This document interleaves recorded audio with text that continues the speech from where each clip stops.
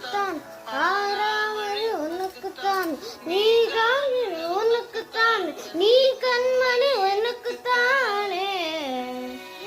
பொருந்து போனி தோளோடு மதியில் ஊஞ்சல் நாடும், என் பார்வை உன்னோடு, என் அம்மை கண்ணோடு, பேசாமல் விண்ணோடு நாம் மிதந்து போவோம் காதோறும் அறியாவோலும். நான் தாங்க மரோடு வாயெடுத்தேனே